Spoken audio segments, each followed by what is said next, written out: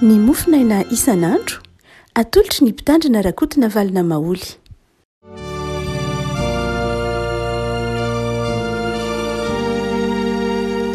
Famiraba antsika rehetra rehafako malala tratrety sabotsy fa 1 ny volana mety izao faran'ny herinandro izao dia manona ny fahasoavan'i Jesosy Tompo amintsika.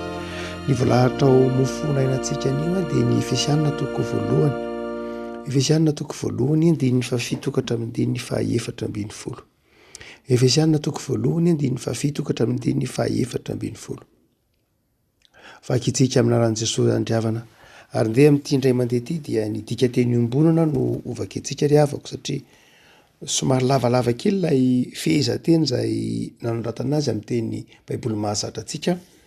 Mazava kokoa izy amin'ny dika teny iombonana ka ndeha amin'ity indray maky ity ny dika teny iombonana no ovaka antsika ry havako. Ny rahana foinjanany no nahazontsika fanavotana dia ny famelana ny azontsika, izany no nanehoan'Andriamanitra ny are-pahasoavany izay natosany be dia be tamintsika ka nahazontsika fahendreny mampahalalana feno. Dia nampahafantarin'Andriamanitra antsika ilay tsy ambaratelo ny sitrapony araka ny safidy no heveriny ho totosaina ao amin'ny zanany. Eny ho tanterahiny mandra-pahatonga ny fotoanandro farany izany tsy ambaratelo izany dia ny ampivondronana ny zavatra rehetra ny any an-danitra sy ny ety an-tany ao amin'ny Kristy filotokana.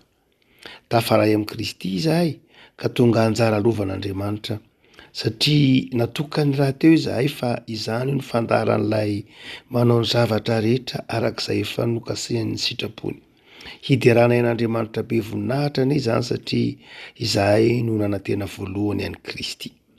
Tafaray amin'ny Kristy koa ianareo satria efa renareo ilay afatra marim-pototra, izany hoe ny vaovao mahafaly izay nitondra ny famonjena taminareo ary efa ninonareo i Kristy ka dia nasiana tombo-kase fanan'Andriamanitra ianareo tamin'ny nanomezana anareo ny fanahy masina izay nampanantenaina. Io fanahy io no antoka azontsika ny lova natokan'Andriamanitra ho an'ny vahoakany mba hatanteraka ny fanavotanareo olona natao mba ho fananan'Andriamanitra hiderantsika ny voninahitr'Andriamanitra ny izany. Ray Masino, manamasinana ny fahamarinana, ny teninao ny fahamarinana. Amen. Averimbery ny Paoly ry havako malala ny teny hoe zava-miafina, mysterion hoy ny teny ampiasain'ny Paoly ary dika teny iombonana eto hoe tsy ambaratelo. Ilay teny hoe zava-miafina dia mametraka an'Andriamanitra ho tsy takatry ny saina. Mametraka ny fomba fijerin'Andriamanitra sy ny planin'Andriamanitra ho tsy takatry ny saina.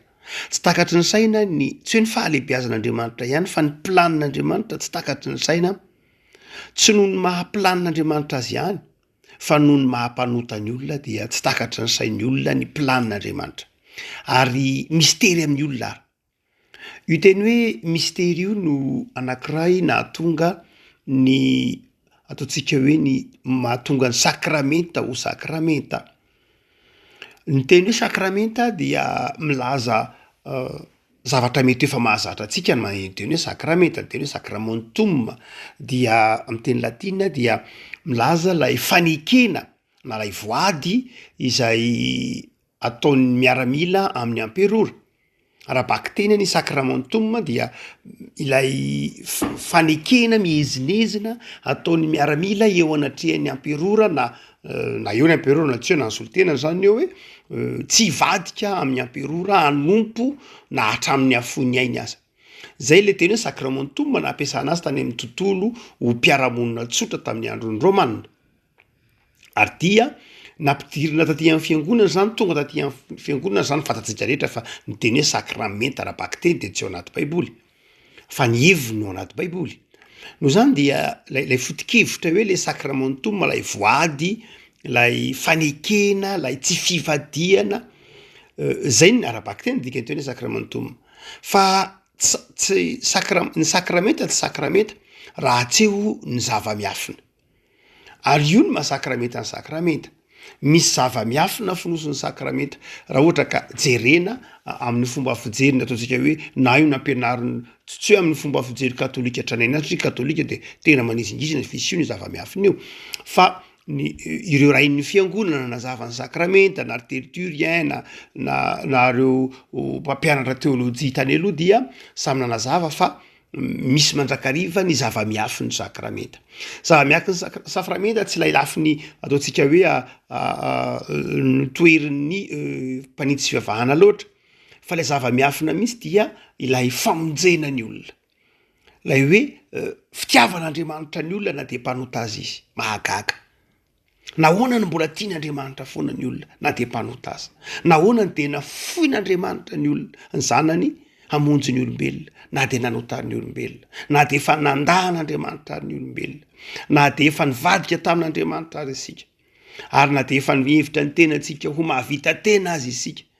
ary na de efa nataontsika mihitsy ara zay tsy mendrika de mbola tian'andriamanitra ihany sika ao anatin'izany no nidika teny hoe zava-miafina de lay fitiavan'andriamanitra tsy takatra ny saintsika olombelona tsy takatra ny saintsika mpanota ary dia toa verimberin'ny Paoly ary zany teny hoe zava-miafina zany eto amin'ity tratase ho an'ny Efesianina ity lay zava-miafina dia tsy lay zava-mety ho zava-mahagaga ihany fa lay miafina ao amin'ny fitiavan'andriamanitra dia reto ara ny apôstôly Paoly de amin'ny andininy fahasivy dizy hoe nampahafantariny antsika mihitsy zany zava-miafiny sitrapony zany dia ndeha atsika ravako malala amahava fohifohy mikasika ny izany ataontsika hoe haben'ny fitiavan'andriamanitra izany ka nahariary ny tao amin'i Jesosy de lay zava-miafina izay nasehony tao amin'i Jesosy voalohany dia ny famelan-keloka de ny fahafito ny rany Jesosy no nazahoantsika famelana ny adosontsika zava-miafina lehibe zany ry havako malala mahagaga zany ny rany Kristy de nahavonjy antsika mahavonjy antsika ny antony de zao ny olona tsy mahita an'izany ho zava-miafina ny jiosy teo aloha dia tany aloha de tsy nahita an'izany ho zava-miafina tsy haikeny an'izany ho zava-miafina de zao satria tsy manaiky an' Jesosy zanak'Andriamanitra izy de aminy tsy mahavonjy ny rany Jesosy satria tsy zanak'Andriamanitra Jesosy fa satria Jesosy zanak'Andriamanitra tena Andriamanitra de mahavonjy antsika ny rano latsaka teo amin'ny hazo fijaliana ka nazahoantsika famelan-keloka tsy olo tsotra akory Jesosy tsy olona lambida-tsotra mandehandeha ny sanatria fa olona sady Andriamanitra no zany ny rany Kristy de tsy tahaka ny ran'olona tsotra na tasanatria tahaka ny vonon'olona tsotra ny nahafatezan'ny Kristy fa tena sorona ary zay mazava-miafina azy zay mahatonga ny Paoly ny teny manao hoe raha miafina nge io filazantsara io hoe de miafina amin'izay ho very zany ry havako malala navelan'Andriamanitra ny elontsika tsy takatra zao tontolo zao mihitsy zany famelan-keloka amin'ny alalan'i Jesosy zany ary rehefa tsy takany zany de tsy raisiny ary rehefa tsy raisiny zany de zao milanja ny fahotany mandrakariva eny izy ary de zao tontolo zao nandray olona miondry dava tsy manam-pifaliana be de be ny olona hitanao tsy mahatsiaro voavela heloka ny heloka nge avako malala na ny fahotana ngery avako tsy hoe manimba ny fifandraisanao tamin'Andriamanitra ihany na fifandraisanao amin'ny hafa fa manimba ny fifandraisanao amin'ny tenanao manimba ny fiainanao manimba ny fiadanam-ponao manimba ny fahasalamanao manimba ny fitepon'ny fonao manimba ny fikorianany raha ao anatinao manimba ny fisainanao miiba ny fijerinao io raha lazainy ataontsika hoe reo olona mpandinika ny toetra na mpamakafaka ny toetra psychologue sasany indrindra reo avy any amin'ny tsy sanana amin'ny bolany tany de io hoe teneny onde négative hoe indraindray rehefa ny olona ny olona tsy mahatsiaro famelan-keloka ny olona tsy mahatsiaro ho sitrana amin'ny famelan-keloka dia manjary mamindra toetra tsy mendrika io le teneny onde négative hotsika teo any amin'ny fiarahamonina rehetra ry havako malala midika ny teny hoe navela ny elontsika noho ny amin'ny ramy Kristy dy zao satria tiantsika Andriamanitra zava-miafina zany ry havako malala voavela ny elokao nasehon'ny tompo zany fa voavela eloko noho ny amin'i Jesosy afaka miresaka amin'andriamanitra ianao, afaka miresaka amin'ny tenanao, afaka miresaka amin'ny manodidina anao, afaka mahatsara tian'andriamanitra ianao. Fa ny faharoa afaka malala dia ho ihany paoly eto mazava mindininy fahafito manao hoe nomen'andriamanitra are-pahasoavana isan-karazany. Mahafinaritra mihitsy lazany paoly an'ilay hoe are-pahasoavana. Zay lay tenenina amin'ny teny frantsay hoe pléonasme, miverina indro sady efa arena ny mbola fahasoavana. Fanamafisana mihitsy ny arena nge fahasoavana. Fa mbola tsy ndriny paoly are-pahasoavana sady arena ny mbola fahasoavana. Misy arena tsina tsy fahasoavana. Dia eo zany mahatonga amin'ny paoly miteny manao hoe vokatra zany famelan-keloka ny meny Jesosy zany, vokatra zany fitiavan'andriamanitra antsika zany de ndre nomeny be de be isika ka nasehony atsika ny are-pahasoavana. Are-pahasoavan'andriamanitra de zao rehefa ko malala nampahafantarina ianao tsotra fotsiny zao mahandriamanitra mahay zavatra rehetra azy, nampahafantarina ianao nampahafantariny tompo anao fotsiny zao fa ao aminy no misy an'izany are-pahasoavana izany re afaka malala. Ary io ndraindray adinin'ny olona fa tena sarobidy mihitsy ny fahatsiarovan'ny olona fa ny fiainana miaraka amin'andriamanitra dia tsy fiainana hatsiarovana famelan-keloka ihany, tsy fiainana hatsiarovana famelan-keloka ihany, fa fiainana hatsiarovana mihitsy hoe fiainana eo ambany fahasoavana, fiainana eo ambany fahasoavan'andriamanitra. Ary izy moa paoly moa de miteny hoe toplotos, tena hoe arena zay tsy hitapesipesena, tsy lay arena lafiny materiela loatra ny tena tsindriny paoly eto rehefa ko malala, tsy ny le arena izay irifany zao tontolo zao alain'iny, fa ilay areniny fitiavan'andriamanitra ny fahasoavan'andriamanitra. Raha toa ka ampiaritsika zany rehefa ko malala de ny tiany paoly tenenina de zao manao hoe ny are-pahasoavana de ny fahatsiarovanao fa zanak'andriamanitra ianao. Ianao lay lavitra taloha, ianao lay efa fahavalon'andriamanitra, de ampidirin'andriamanitra ho ao anatin'ny fianakaviam-ben'ny zanany, ary piray lova ho izy eto, piray lova amin'andriamanitra, lovan'andriamanitra, piray lova koa amin'ny Kristy any amin'ny Romanina toko fahavalo. Are-pahasoava zany rehefa ko malala hoe ianao ange dia afaka migioka ny fahasoavan'andriamanitra, ny fitiavan'andriamanitra. Zava-miafiny zany fa tsy azon'ny olon-tsotra fotsiny. Ny olon-tsotra manao hoe inona moa zany, inona moa ny dikan'ny famelan-keloka, inona ny lanjan'ny famelan-keloka, vao vela heloka tokoa ve inona ny akon'izany amin'ny fiainako, ny akon'izany amin'ny fiainan'ny mpanompo'andriamanitra rehefa ko malala de zao mahatsiaro akaikin'andriamanitra izy, ary mahatsiaro fifaliana tsy takatry ny saina, tsapa. Fa ny fahatelo zay aseho amin'ny paoly eto rehefa ko malala dia ho ihany izy amin'ny andininy fahafolo, amin'ny andininy fahafolo izy manao hoe fa izao dia ampivondronony ny zavatra rehetra any an-danitra sy ety an-tany. Zany hoe haika ilay zava-miafina lehibe tamin'ny famonjen'andriamanitra antsika de zao tonga iray ihany, tsy isika samitsika ihany ny tonga iray ihany. Io efa tenenin'ny paoly hoe nandrava ny hevitry ny fisarahana, zary mahazatra antsika amin'ny fampianara-pinoana sy ny fampianarana soatra masina ny hoe na dia maro asika de iray ihany, isika olombelona de iray ihany. Fa eto amin'ity Efesianity paoly manazava manao hoe tsy zay ihany mihitsy ka ilay izy, fa tonga iray ihany ny any an-danitra sy ety an-tany, ampivondronona ao anatin'ny filotokana na loha iray ihany ny zavatra rehetra any an-danitra sy ety an-tany, miara-manaiky an'i Kristy ho tompotokana ny any an-danitra sy ety an-tany. Zava-miafiny zany rehefa ko malala. Mahagaga eo masotsika zany hoe tonga tena iray ihany na tonga iray aina ihany ny any an-danitra sy ety an-tany noho ny amin'ny Kristy. Ary ny filazantsara efa nampanarangarana antsika an'io manao hoe rehefa misy olona anankiray mibebaka de faly ny any an-danitra, mahatsiaro fifaliana ny any an-danitra ny amin'ny olona anankiray mibebaka.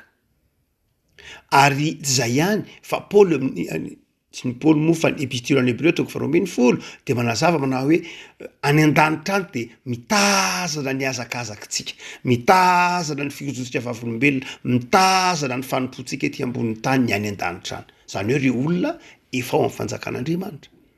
Hay itsika rehetra ao amin'ny Kristy, tsy itsika eto ambonin'ny tany ihany no zary ho miombona tonga vatana iray na tena iray, fa izao arafitra ao amin'ny Kristy hanana tompo-tokana ny ety an-tany sy ny any an-danitra. Ndika zany rehefa malala de zao tonga fantatry ny any an-danitra isika, tonga iray iaina amin'ny olona any an-danitra isika. Zay angeny mahatonga antsika mihira rehefa vitany ao anatin'ny marimarina kokoa ao anatin'ny fotoanan'ny fanasan'ny tompo de mihira tsika, misy alohanovantsika ny irantema voalohany de mandrakariva anatin'ny liturjia tsika misy mandrakariva manao hoe avelao reny feonay hiaraka amin'ny feon'ireo efa voavonjy ao aminao, ireo martiora, ireo anjely, ireo arkanjely, ireo havanay efa nely ho lalana anay ka aderanao manao hoe masina masina masina Jehovah tompo. Zany hoe miompim-peo amin'ny any an-danitra isika, miompim-peo amin'ny any an-danitra, ny mpino ety ambonin'ny tany. Ny planin'Andriamanitra zany de zao rehefa malala mahatonga izao rehetra zao hoe eo amin'ny Kristy. Jesosy Kristy tompo zany no nampiavana izao rehetra zao hoe eo aminy. Na ny hita maso na ny tsy hita maso, na ny tany alohantsika io, na ny any an-danitra, na ny ety ambonin'ny tany, na ny any amin'ny na ny zavaboary rehetra mihitsy, ny zavatra rehetra. Zay io tenenin'ny Paoly io, ny zavatra rehetra de ampiombonina ao amin'ny Kristy. Ary ndraindray tsika rehefa mivavaka de mieritreritra lay ataontsika hoe le lafiny ny tenantsika io any vao vela heloka, fa zava-dehibe zany lay famonjena ataon'ny Kristy eto amin'ny hazo fijaliana, mampiombona ny mponina rehetra eto amin'ity planeta tany ity ho fianakavimba iray eo amin'ny Kristy, mampiombona koa ny zavaboary rehetra eto amin'ity tany ity, ary miondrika amin'ny Kristy daholo na ny any an-danitra na ny ety an-tany. Rehefa malala sarobidy zany fitiavan'Andriamanitra izany. Ny fahotana mahatsiravako de nanimba izao tontolo zao, nampisaraka izao tontolo zao, nampisy ankolafiny izao tontolo zao. Tsarotsika tsika any bokin'ny Genesis nge raha mahatsiazo zany sika, mamerina mamaky zany tsika de tadiditsika tsara. Fa rehefa nanota ny olombelona dia nanota ny olombelona dia tonga fahavalon'ny olombelona ny tenany, menatra izy. Tonga fahavalon'ny olombelona ny tenany. Rehefa nanota ny olombelona dia tonga fahavalon'ny olombelona Andriamanitra, ny hery an'Andriamanitra izy, nanjosotra an'Andriamanitra izy. Rehefa nanota ny olombelona dia na de zay olona akaiky azy indrindra ara dia nisaraka tamin'ny vadiny, nanome tsinan'Andriamanitra izy manao hoe ianao nge nanome anahy ny vady io e. Io ihany nitarika nanota teo, raha tsy nomenao azy de tsy nanota. Zay ndika le teny hoe ny vady vehivavy zay nomenao any na nome aka de ninana, zany hoe raha tsy nomenao ny vady eo de tsy ninana. Ary ambadika ary Genesis toko faharoa manomboka amy andininy faharoapolo, fahaefatra amby roapolo, fahatelo amby roapolo. Ny teny lay olona manao hoe taorana avy amin'ny taolo, akonofo avy amin'ny nofo. Ity tena atao hoe vehivavy, tena atao hoe vady. Ao ambadika kely raha vao niditra fahotana izy manao hoe io ihany nampanota. De tahaka zany koa lay zavaboary tsara tary zay nifalian'ny olombelona de hoy raha vehivavy manao ka le zavaboary nataonao ihany koa nge nampanota le mena rano, io nampanota. Ary ao ambadika kely eo de zao novononin-kaina ndralahany. Ao ambadika kely eo dia hitatsika ny tantaran'ny ny safodrano. Zany hoe nanjary ny adin'ny olona, ny famon'ny olona, ny fakahalan'ny olona, vokatry ny fahotana, ny sarabazana ny olona. Ary dia tafasaraka ny olona samy olona, tafasaraka ny tany sy ny lanitra. Zay ny dika le tena maka ny bokin'ny Genesis nareo dia hoy filaza mamarana azy amin'ny Genesis toko fahatelo manao hoe ary dia ny anjely niaro ny tsy hidiran'ny olombelona itsony ao amin'ny saha Edeny. Tafasaraka ny lanitra sy ny tany. Aiza misy ny fampihavanana, iza no afaka mampihavana taorian'ny fahotana zay niditra reto amin'izao tontolo zao. De hoy Paoly eto manao hoe ao amin'ny Jesosy Kristy tompo maty tao amin'ny hazo fijaliana dia nahazahoany tsirairay famelan-keloka rehefa manatona an'izany izy, nahazahoany tsirairay migoka ny fahasoavan'andriamanitra izay tsy takatry ny saina ny fiainana isan'andro. Nazahoan'ny tsirairay mahatsiaro ny fitiavan'andriamanitra amin'ny fiainana isan'andro, fa izao koa nahatonga ny rehetra ho fianakaviam-be iray ihany eto amin'ity tany ity, ary mihoatra noho izany nahatonga ny lanitra sy ny tany hiavana ao amin'ny Kristy. Farany revako malala izay tena zava-miafina lehibe raha teo koa izay mbola asehony dia ny 10 io fanahy masina io no antokazotsika ny lovana tokan'Andriamanitra ho an'ny vahoakany mba hatanteraka ny fanavotanareo olona natao mba ho fananan'Andriamanitra. Avako malala, iza ny mampatsiaro antsika an'izany rehetra zany. Zany rehetra any dia mety hongotana ao anatintsika ao anatin'ny segondra anankiray. Izany finoana zany. Satria finoana zany ndiavako malala. Tsy zavatra ataontsika hoe hita maso zany fa finoana hitantsika azotsika tsapaitanana ny famonjen'Andriamanitra satria mamelona manasitrana izy. Fa izao ny finoana ny tena zava-dehibe. Dia io finoana ny amin'ny famelan-keloka nataon'i Jesosy io, iza ny mampatsiaro ny eo amintsika isan'andro ny fanahy masina ndiavako malala. Raha tsy eo ny fanahy masina dia mety ho ndaosina aty anatintsika indray zany finoana zany.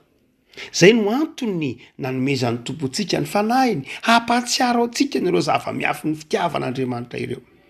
Ilay mpiampangatsika, ilay ratsy dia tsy manao afa-tsy manao zay anadinoantsika ny mahazanak'Andriamanitra tsika.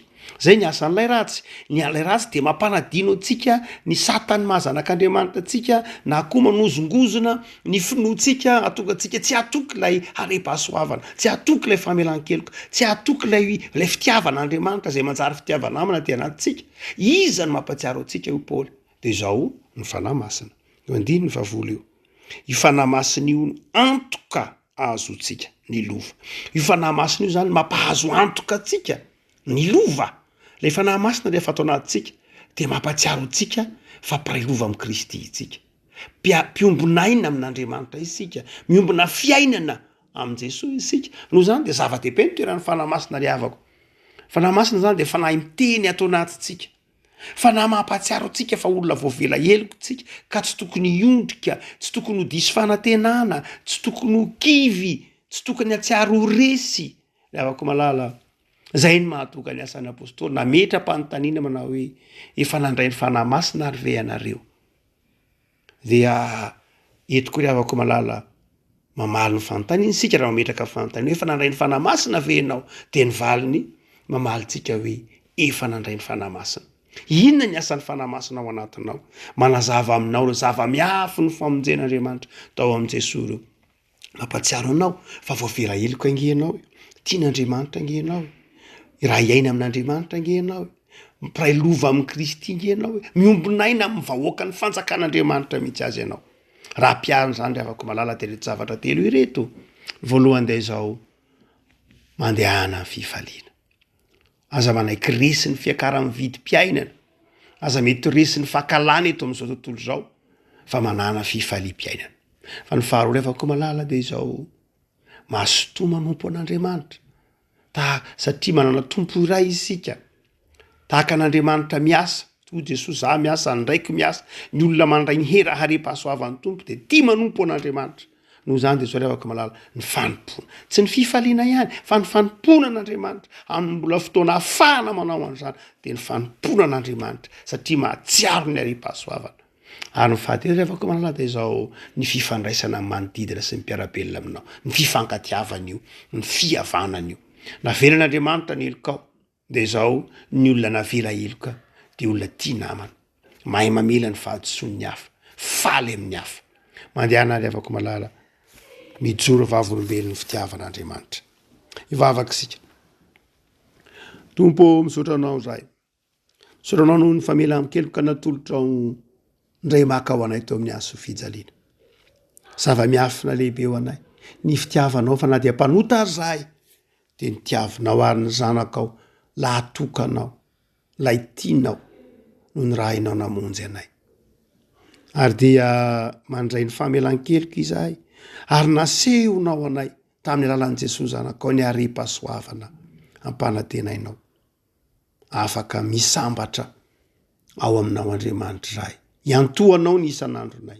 iantoanao ny fifalianay, iantoanao ny fijoroana e vavolombelo, ary piray lova amin'i Jesosy zanakao zahay, iray ihany amin'ny vahoakanao amin'ny fanjakanao. Tompo, efa narafitra ho tenanao zahay, dia mahatsiaro Tompo, fa sambatra mananao Andriamanitra tianay, miantoka ny fiainanay isan'andro. Raha ao anatin'ny ady sarotra izay Tompo ampahereso, raha ao anatin'ny fizaham-toetra ataovy mandresy, raha ao anatin'ny fikelezanaina amin'ny fanompona ataovy mahavokatra be. Dia jereo Tompo ny tanindrazanay, tonononay aminao isan'andro, satria hitanao ny fahasahiranana etsero, hitanao ny olana ara-piarahamonina, hitanao ny tsy fahasalamana, trotrona iambavaka ireny Andriamanitra, satria be fitiavana ianao, fanasitranana ianao, dia mety eza Tompo hijery ny tanindrazanay. Jereo ny fiangonanao amin'izao akatoky ny Pentekosta izao, vangio Tompo, vangio afaka handray ianao fanahy masina. Misaotra ry Jesosy Kristy mpamonjy anay io, ampitoero aminay ny fitiavanao. Amen.